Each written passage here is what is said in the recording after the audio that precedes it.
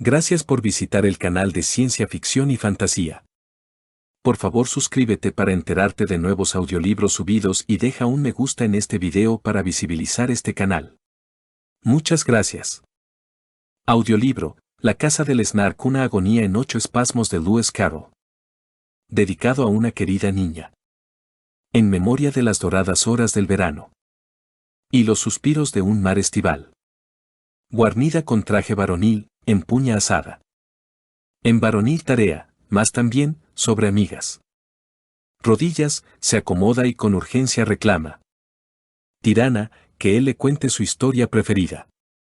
Rudas almas sumidas en furiosas contiendas. Una vida tan pura, tan simple, es ilegible. Decime, si gustáis, tales horas son buenas. En balde, malogradas, sin encanto posible. Clama tú, dulce niña, salva a los corazones. Hundidos en el tedio que el docto don no engaña. Ah, qué feliz será quien los más tiernos goces tenga en su corazón y el amor de la infancia. Afuera, pensamientos, no turbéis más mi alma. Un trabajo reclama mis días y mis noches. Aunque el recuerdo aún fluya de esplendorosas playas. Y con su sol frecuente mis ojos soñadores. Prefacio. Si alguien, y ello es endemoniadamente posible, acusara de escribir insensateces al autor de este breve pero instructivo poema, tal acusación se fundaría, de eso estoy convencido, en el verso. El bauprés y el timón solían confundirse. Ante esta penosa eventualidad, no apelaré indignado, como podría, a mis otros escritos en prueba de que soy incapaz de un comportamiento semejante, no aludiré, como podría, al sólido propósito moral de este poema, ni a los principios matemáticos inculcados en él con tanta prudencia, ni a sus nobles enseñanzas de historia natural. Optaré por el procedimiento mucho más prosaico de explicar simplemente cómo ocurrió todo. El capitán, hombre de una casi mórbida sensibilidad en lo tocante a las apariencias, solía desmontar el bauprés 1 o 2 veces por semana para que lo volvieran a barnizar, y en más de una ocasión ocurrió que nadie a bordo podía recordar a qué extremo del barco pertenecía. Todos sabían que era perfectamente inútil consultar al capitán. Este se habría limitado a consultar su código naval y a leerles en tono patético las instrucciones del almirantazgo, que ninguno de ellos había logrado descifrar, así que al fin, por regla general, lo sujetaban como buenamente podían, atravesándolo sobre el timón. El timonel, asterisco, solía asistir a la operación con lágrimas en los ojos, sabía que era un desastre, pero, ay, el artículo 42 del código, prohibido hablar al hombre del timón, había sido completado por el propio capitán con las palabras, y prohibido que el hombre del timón hable con nadie. Así, toda objeción por su parte quedaba descartada y no cabía efectuar ningún movimiento del timón hasta el día en que tocara de nuevo barnizar. Durante estos desconcertantes intervalos, el barco solía navegar hacia atrás. Como en cierto modo este poema está conectado con la balada del Jabberwock, permíteme que aproveche la oportunidad para responder a una cuestión que a menudo me ha sido planteada, ¿cómo pronunciar flexosos tobos? La X de flexoso suena GS, como en exigir, y tobo se pronuncia de modo que rime con robos. Asimismo, la primera O de borogobo se pronuncia como la de loros. He oído a algunos que trataban de darle el sonido abierto de la O de ahora. Tal es la humana perversidad. Parece esta también buena ocasión para llamar la atención sobre las demás palabras difíciles del poema. La teoría de Humpty Dumpty, la de las dos significaciones metidas en una misma palabra, como en un maletín, me parece que proporciona la explicación correcta en cada caso. Tomemos, por ejemplo, humeante y colérico. Imagínense que han de pronunciar ambas palabras pero que no han decidido cuál será la primera. Abran la boca y hablen. Por poco que se incline el pensamiento hacia humeante, saldrá humeante colérico. Si, por el contrario, la mente se inclina hacia colérico, aunque solo sea por un pelo, saldrá colérico humeante. Pero quien posea el más raro de los dones, el perfecto equilibrio de la mente, dirá humérico. Si cuando Pistel pronunció las célebres palabras. ¿Bajo qué rey, bellaco? Si no hablas, morirás. El juez Shallow habría podido asegurar que se trataba de William o de Richard y no hubiera acertado, sin embargo, a decidir en qué orden, quien duda que, para no morir, habría exclamado Rilcham. Capítulo 1. El desembarco. Aquí estará el Snark, exclamó el capitán. Y a la tripulación desembarcó, su dedo. Ensortijaba el pelo de cada marinero. Y así los puso a salvo de las olas del mar. Aquí estará el Snark, os lo digo 2 veces. Así, para alentaros, creo que bastará. Aquí estará el Snark, os lo digo 3 veces. Frase 3 veces dicha es la pura verdad. Completo era el equipo, había un limpiabotas. Un sombrerero experto en gorras y bonetes. Un letrado dispuesto a terciar en discordias. Y un tasador honrado para evaluar los bienes. Había asimismo un hábil marcador de billar. Dispuesto a procurarse una gran comisión. De no ser que un banquero, pieza cara en verdad. Tenía del dinero el más completo control. Había un castor, sus pasos medía por cubierta. O en proa, haciendo encaje, se sentaba muy solo. En un naufragio, a todos, salvó de muerte cierta. Según el capitán, mas nadie supo cómo. Había un tipo famoso porque todas sus cosas quedaron sin subir al entrar en el barco. El reloj, el paraguas, los anillos, las joyas. La ropa de viaje que en tierra había comprado. Las cajas, en total, eran 42. Muy bien empaquetadas, con las señas muy claras. Pero olvidó subirlas, y por esa omisión. Sin embarcar quedaron las cajas en la playa. No le afectó la pérdida de su ropa, ya que llevaba 7 abrigos cuando a bordo subió. Y 3 pares de botas. Lo malo sí que fue que el pobre hasta su nombre en la playa olvidó.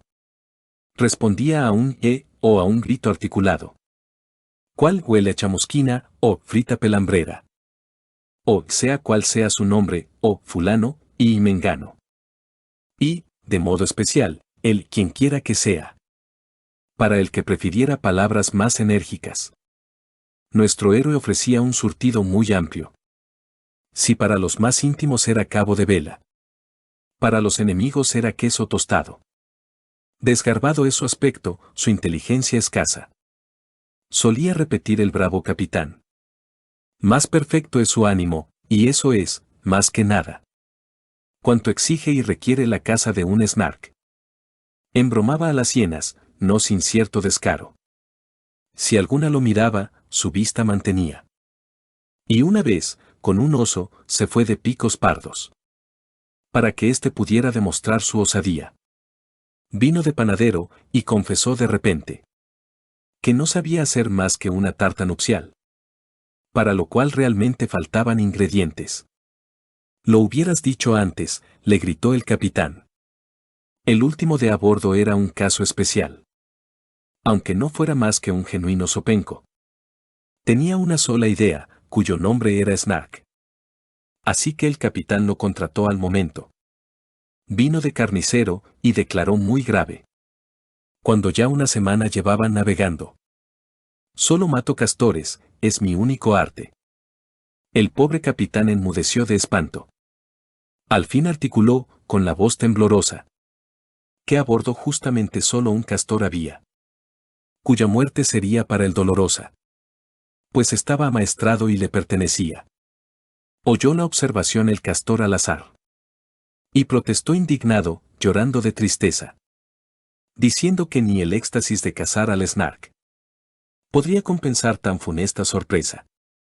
Reclamó con firmeza que el carnicero infame viajara en otro barco, más esta precaución. No aceptó el capitán, si fuera en otra nave. Malograría del todo el plan de expedición. Si es un arte difícil de por sí el navegar. Con una sola nave y una sola campana. Como, agregó, aunque quiera, me atrevería a afrontar. ¿El riesgo de una empresa que es doblemente vana? Mejor será que compre el castor una malla. En algún mercadillo, a prueba de cuchillos. Opinó el panadero, y luego que se haga un seguro de vida, por daños y perjuicios. Y el banquero propuso, a razonable precio. Alquilarle o venderle, lo dejaba a su arbitrio. Dos excelentes pólizas, una es contra incendios.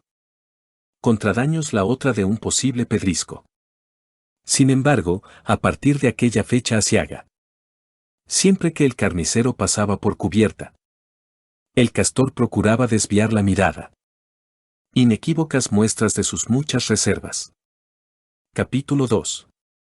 El discurso del capitán. Todos al capitán por las nubes ponían. Qué bellos sus andares. Qué donaire y qué gracia. Qué solemne también. Bien saltaba a la vista la sabia, inteligente expresión de su cara. El bravo capitán del mar había adquirido un gran mapa sin nombre ni vestigio de tierra. Y la tripulación, viendo el mapa vacío, en blanco, inteligible, se mostró satisfecha. Trópicos, meridianos, Polo Norte, Ecuador. Y zonas de Mercator, ¿qué son? Vamos, decime. Y la tripulación, unánime, admitió. Signos convencionales que para nada sirven. Tanto mapa ilegible, con sus islas y cabos. A nuestro capitán invicto agradezcamos. Así exclamaban todos, por habernos comprado. El mejor, el perfecto, el mapa inmaculado. Sin duda era perfecto, mas pronto descubrieron que el hombre en quien ponían tan ciega confianza, si llegara el momento de cruzar el océano, no sabría otra cosa que tocar la campana.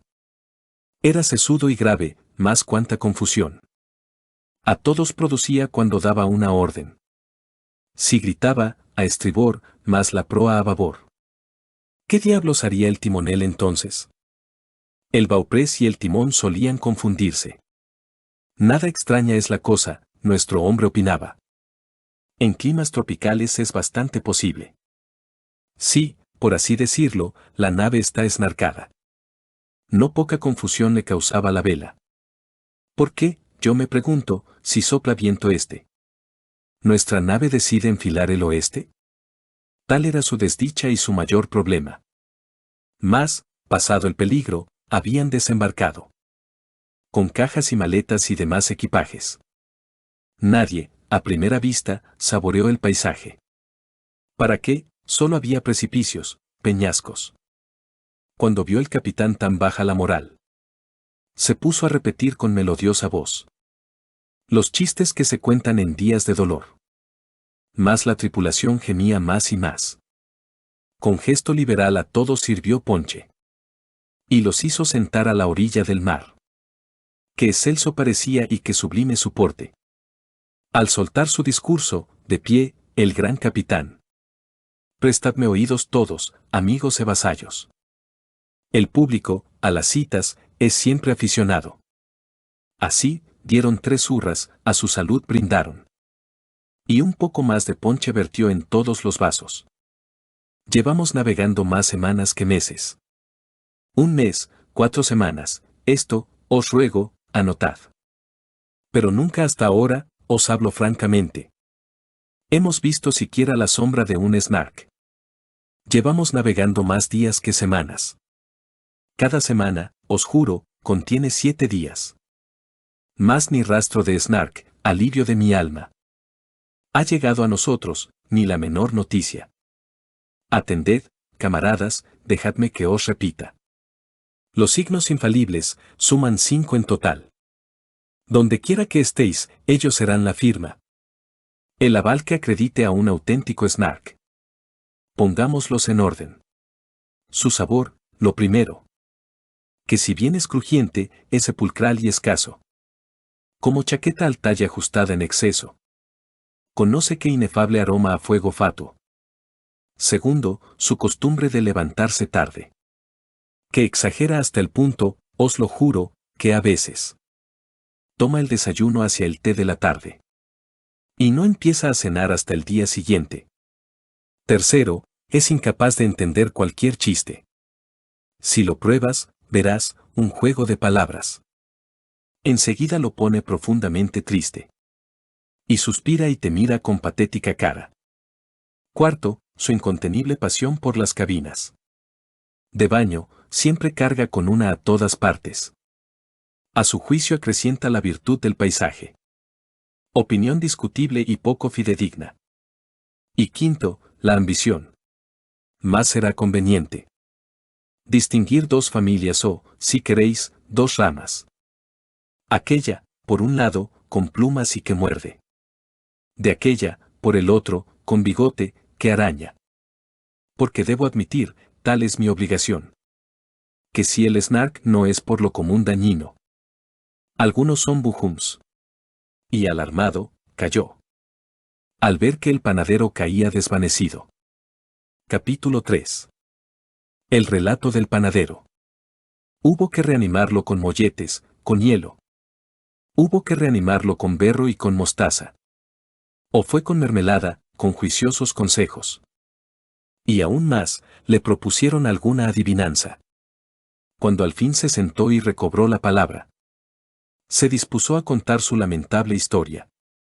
Ordenó el capitán que no oiga ni una mosca. Y, muy sobrecitado, agitó la campana. Gran silencio. Ni un grito, ni un chillido se oyó. Algún gemido apenas, algún que otro lamento. Cuando el llamado desembuchó su cuento. Con antediluviana y miserable voz. Eran mi padre y madre honestos aunque pobres. Sáltate todo eso, exclamó el capitán. No hay tiempo que perder. Si se hace de noche, nadie en la oscuridad podrá ver al snark. Salto 40 años, prosiguió entre sollozos. Y, sin más comentarios, paso a la actualidad. Al día en que me llevasteis con vosotros a bordo. Con el fin de ayudaros a cazar al snark. Un tío muy cercano, que me dio su apellido. Me dijo cuando iba a despedirme yo. El capitán gritó, sáltatelo del tío. Y agitó la campana, con furia resonó. Me dijo, prosiguió con extrema dulzura. Si esto es snark con snark, en tal caso, está bien. Tráetelo vivo o muerto, se sirve con verduras. Y enciende las cerillas en cosa de un amén. Con cuidado y dedales se busca, se persigue. Con no poca esperanza y más de un tenedor. Se amaga con acciones de los ferrocarriles. Se le hechiza al final con sonrisa y jabón.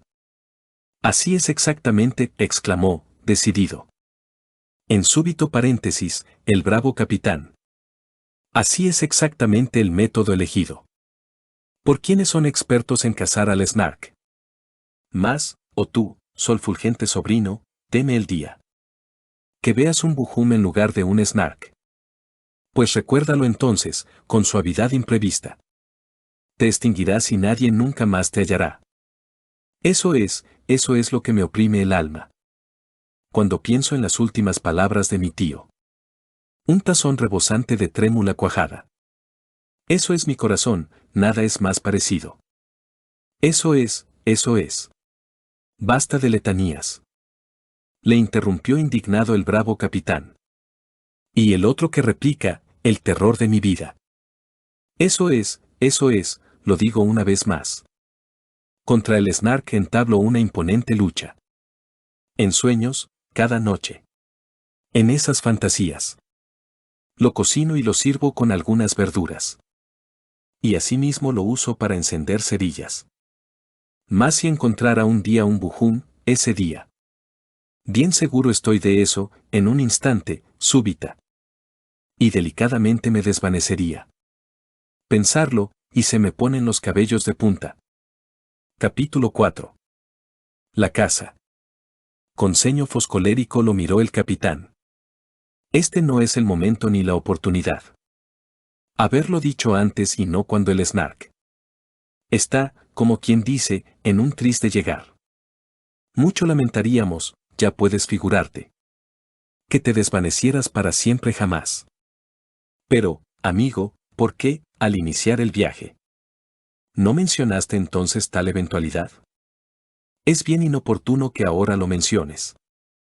Tal como, me parece, he sugerido ya. Y el hombre, llamado, con suspiros responde. Le informé cuando estaba a punto de embarcar. De insensatez o crimen bien podéis acusarme. Quien no incurre en flaquezas es ajeno a lo humano. Pero que nadie diga que entre mis muchos males Cuentan precisamente falsedades y engaños. En hebreo lo dije en alemán. También lo dije en griego, incluso en holandés. Se me olvidó del todo, y cuánta rabia me da. Que usted tan solo habla una lengua, el inglés. Mientras el tipo hablaba, el capitán ponía una cara larguísima. Es muy triste tu historia, comentó, pero ahora, que es archiconocida, prolongarla sería una labor ociosa. El fin de mi discurso, dijo a sus tripulantes. Lo podréis escuchar cuando tenga más tiempo. El Snark, os repito, está casi al alcance. Lo primero y urgente ahora es detenerlo. Con cuidado y dedales se busca, se persigue. Con no poca esperanza y más de un tenedor. Se amaga con acciones de los ferrocarriles. Se le hechiza al final con sonrisa y jabón. Un ser es el Snark que no puede ni admite ser visto y capturado de una forma normal. Agotad lo posible, intentad lo imposible. Que no se desperdicie ni una oportunidad. Porque Inglaterra aguarda, omito las palabras. Pues bien sabéis la frase, tremenda aunque trivial. Sacad de los paquetes las cosas necesarias. Y pertrechaos de armas para mejor luchar. Entonces el banquero endosó un cheque en blanco. Que barró, y convirtió la moneda en billetes. Sacudió el panadero el polvo de los 7 abrigos y, por último, se peinó su mostacho. Tasador, limpiabotas, como buenos hermanos. Por turnos afilaban en la rueda la azada. El castor, por su parte, interés no mostraba. Salvo en seguir tejiendo el encaje iniciado. Por más que el abogado, apelando al orgullo del castor, procediera a citarle unos casos en que se había juzgado como delito público. Cualquier labor de encaje fue totalmente en vano. El sombrerero, presa de un acceso de rabia, tramaba nuevas formas de colocar sus lazos.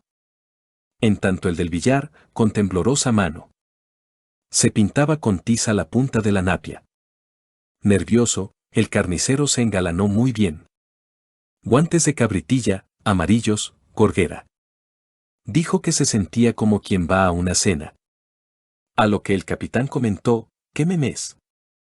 Me lo presentará así con él algún día. Nos encontrara juntos, le imploró el carnicero. Contestó el capitán con sagaz ironía. Tal vez sí, tal vez no, dependerá del tiempo. Galofante se puso el castor de contento. Al ver al carnicero tan débil y nervioso. E incluso el panadero, aunque macizo y necio, hizo un esfuerzo ímprobo para guiñar un ojo. Compórtate, exclamó con furia el capitán. Al ver que el carnicero estallaba en sollozos. Si Hub Hub, ave horrible, acierta a aterrizar. Debemos ser muy hombres, todo vigor es poco. Capítulo 5. La lección del castor. Con cuidado y dedales lo buscan, lo persiguen. Con no poca esperanza y más de un tenedor. Lo amagan con acciones de los ferrocarriles. Lo hechizan finalmente con sonrisa y jabón. Ideó el carnicero un ingenioso plan. A fin de efectuar una incursión él solo. Y decidió elegir un desierto lugar. El valle más perdido, lúgubre y angustioso.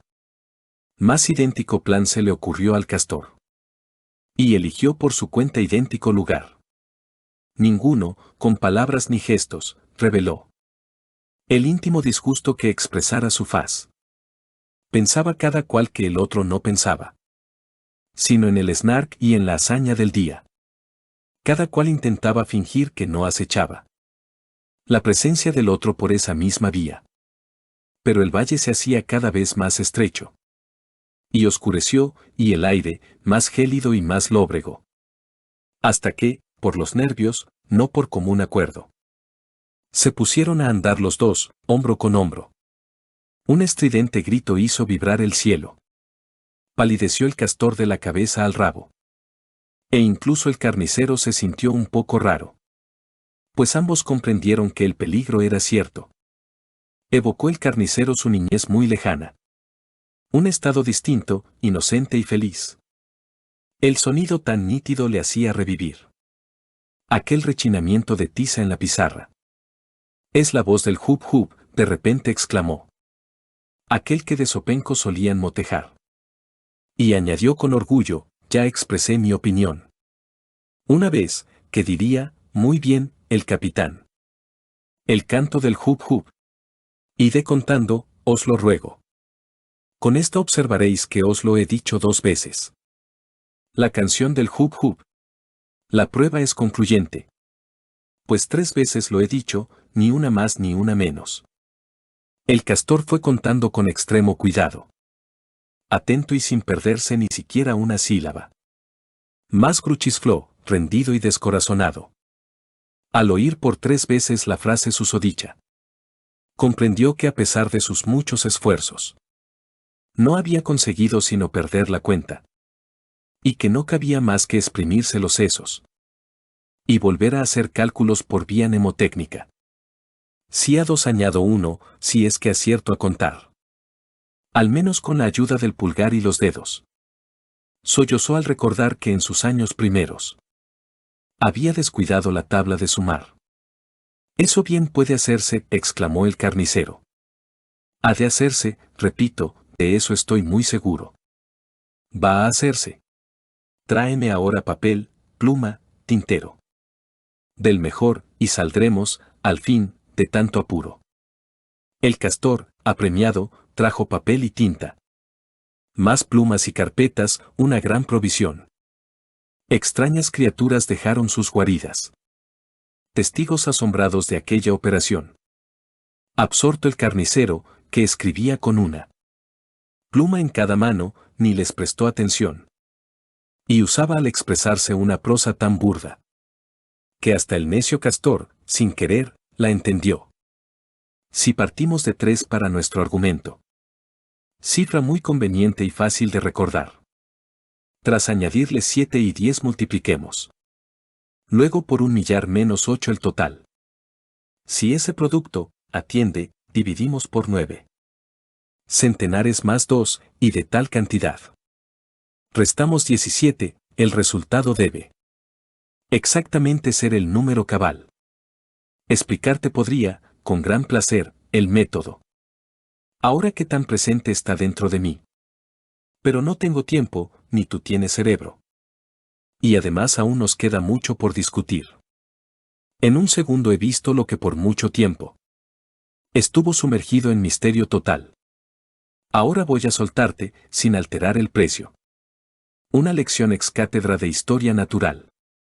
Y el carnicero, así, inició su lección. Con olvido de toda norma de urbanidad. Pues instruir a otro, sin previa introducción, resulta inconcebible en la alta sociedad. El Hub Hub es un ave de furioso carácter, que vive en un estado de permanente cólera. Absurdos son sus gustos en materia de trajes. Pues va muy por delante de la última moda. A todo conocido lo reconocerá. Y no acepta jamás que nadie lo soborne. Se apresta a recaudar, en test de sociedad. De pie junto a la puerta, aunque nada el aporte. El sabor de su carne es mucho más sutil que el sabor del cordero, los huevos o las ostras. Algunos la conservan en jarro de marfil. Hay otros que la guardan en barril de caoba. Se sazona con cola, se cuece con serrín. Con un esparadrapo y con langosta se espesa. Sin olvidar jamás que su auténtico fin es el de preservar su apariencia simétrica. Aunque de buena gana, hasta el siguiente día.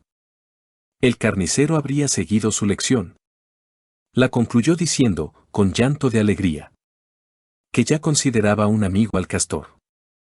Y el castor confesó, con ojos emotivos, mucho más elocuentes que el mismísimo llanto, que en cosa de minutos más había aprendido. Que libros le enseñaran en muchísimos años. Volvieron de la mano, y el capitán, transido de forma pasajera, por la noble emoción, declaró, esto compensa los días aburridos que hemos pasado juntos en la navegación. Castor y carnicero se hicieron tan amigos que un hecho parecido, si cabe, es bien ignoto. Era siempre lo mismo, en invierno o estío. Jamás se les veía a uno sin el otro. Y si algunas disputas surgían, pues no siempre. Por más que uno se empeñe, se pueden evitar. El canto del hub hub volvía, mentalmente, a cimentar aún más esa eterna amistad. Capítulo 6. El sueño del abogado. Con cuidado y dedales lo buscan, lo persiguen. Con no poca esperanza y más de un tenedor. Lo amagan con acciones de los ferrocarriles. Lo hechizan finalmente con sonrisa y jabón. Más harto el abogado de probar sin fortuna. Que el castor delinquía al tejer su bordado. Se durmió, y en su sueño surgió la criatura que persistentemente su mente había ocupado. Vio en sueños que asistía a un tribunal incierto, donde un snark con toga, monóculo, golilla y peluca tomaba la defensa de un cerdo, acusado del cargo de huir de su posilga. Lo probaron testigos, sin error ni defecto. Nadie había en la posilga al levantar el acta. Mas el juez repetía la ley y sus preceptos, con una voz monótona, muy lisa y subterránea. Jamás la acusación fue del todo expresada. Parece que el snark había hablado al principio, sin que en 3 horas largas la gente adivinara qué delito aquel cerdo había cometido. Los miembros del jurado tenían puntos de vista distintos mucho antes de oír la acusación. Y hablaban a la vez, y así nadie sabía qué es lo que propiamente estaba en discusión. Sabréis, empezó el juez, bobadas, tonterías. La ley es obsoleta. Le interrumpió el snark. Amigos, el asunto, dejadme que os lo diga, se funda en un antiguo derecho señorial. Cabe pensar que el cerdo haya colaborado, pero instigado, nunca, si de traición se trata. Y el cargo de insolvencia se descarta, está claro. Si lo de no hubo deuda se admite como cláusula. En cuanto a deserción, ni lo niego ni afirmo. Pero al menos espero que el cargo sea anulado. Por lo que se refiere al coste del litigio, puesto que el alibi ya queda argumentado. De vosotros depende, con vuestro voto ahora, la suerte de este pobre. Y tras sentarse exhausto, instó al juez que enseguida consultara sus notas y recapitulara con brevedad el caso. Mas el juez confesó no tener experiencia. Fue el snark quien, por tanto, ocupó su lugar. Y al sopesar las pruebas, logró, con cuanta ciencia, lo que muchos testigos no probaran jamás. Mudo ante el veredicto permaneció el jurado, pues nadie tal palabra logró deletrear. Y todos al snark de nuevo suplicaron que asumiera esta nueva responsabilidad, aunque tanto trabajo lo tuviera agotado. El snark se encargó de dar el veredicto. Y al emitir culpable, gimió todo el jurado. Y no faltó, entre ellos, quien le diera un vaído. Le tocó pronunciar la sentencia al snark, ya que el juez, muy nervioso, no logró abrir la boca. Se levantó. El silencio era tan sepulcral que se hubiera escuchado el caer de una hoja. He aquí la sentencia, destierro de por vida. 40 libras luego le tocará pagar. El jurado aplaudió, el juez solo temía que la frase no fuera propiamente legal. Más pronto el carcelero mitigó su contento cuando les informó, presa de intenso llanto, que una sentencia así carecería de efecto, ya que el cerdo había muerto hace ya muchos años. El juez, muy enojado, se fue del tribunal. El snark, por su parte, no poco consternado, siguió hasta el fin gritando, como es habitual, en quien de la defensa recibiera el encargo. Así soñó el letrado, y así, mientras soñaba, los gritos le llegaban poco a poco más nítidos, hasta que oyó el furioso sonar de la campana, que el capitán tocaba en sus mismos oídos. Capítulo 7. El destino del banquero. Con cuidado y dedales lo buscan, lo persiguen. Con no poca esperanza y más de un tenedor. Lo amagan con acciones de los ferrocarriles. Lo hechizan finalmente con sonrisa y jabón. Y el banquero, mostrando una furia inaudita, que era objeto y motivo de asombro general, se lanzó como un loco y se perdió de vista, en su celo ardoroso de cazar al Snark. Pero mientras lo busca con dedal y cuidado, de repente surgió un veloz Bandersnatch y capturó al banquero, que aulló desesperado, sabiendo que era inútil intentar escapar. Y aunque le ofreció un cheque, con notable descuento, por más de 7 libras, pagable al portador, Bandersnatch no hizo más que enderezar el cuello. Y esta vez atrapó al banquero mejor. Saltó, forcejeó, brincó, se debatió, hasta caer al fin desvanecido en tierra. Ferozmente, entretanto, por todo alrededor, crujían las mandíbulas suméricas sin tregua. Acudieron los otros al grito de agonía. Y el feroz Bandersnatch de repente huyó. Observó el capitán, es lo que me temía. Y con gesto solemne la campana tocó. La cara tenía negra y apenas ofrecía la menor semejanza con su aspecto anterior. Y el chaleco, del pánico, muy blanco parecía. Fenómeno increíble, digno de admiración. Ante el horror de quienes lo vieran aquel día, se irguió todo vestido de un impecable frac. Y por medio de muecas estúpidas decía lo que su lengua entonces se negaba a expresar. Se desplomó en la silla, el pelo se mesaba. Y se puso a cantar los más mísbolos versos, de cuya inanidad era causa la insania, mientras en cada mano hacía sonar 2 huesos. Es tarde. Abandonadlo a su suerte y destino, exclamó horrorizado el bravo capitán. Perdimos medio día. Si más lo diferimos, nadie, de aquí a la noche, atrapará al Snark. Capítulo 8. La desaparición. Con cuidado y dedales lo buscan, lo persiguen. Con no poca esperanza y más de un tenedor. Lo amagan con acciones de los ferrocarriles. Lo hechizan finalmente con sonrisa y jabón. Temblaban al pensar que fallara la casa. El castor, sin embargo, alborozado al máximo, daba saltos y brincos con la punta del rabo.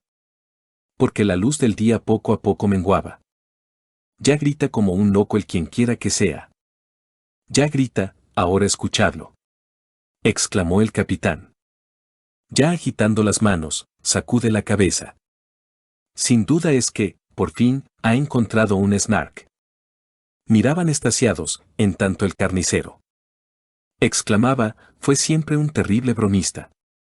Y vieron a su héroe sin nombre, al panadero, subido a lo más alto de una peña vecina. Así, por un momento, sublimemente erguido. Mas su loca figura, al siguiente, la vieron, como presa de espasmo, hundirse en el abismo. Y todos esperaron, ansiosos y con miedo. Es un Snark, se oyó, y esas palabras suyas sonaban muy hermosas para ser verdaderas. Y después de un torrente de risas y de hurras, oyeron, es un bu, la sílaba funesta. Luego, silencio. Algunos, en el aire, creyeron distinguir un suspiro, errante y fatigado. Algo así como, mas otros insistieron. ¿En qué sería la brisa que sonaba a su paso? Cazaron hasta entrada la noche, mas no hallaron ni un botón, ni una pluma, ni una seña mortal que les diera un indicio de pisar el espacio por donde el panadero encontrara al Snark. A mitad del vocablo que intentaba decir, a mitad de la risa y del contento, un suave y súbito hundirse en la nada fue el fin. Porque el Snark, sabéis, no era más que un bujún. Fin.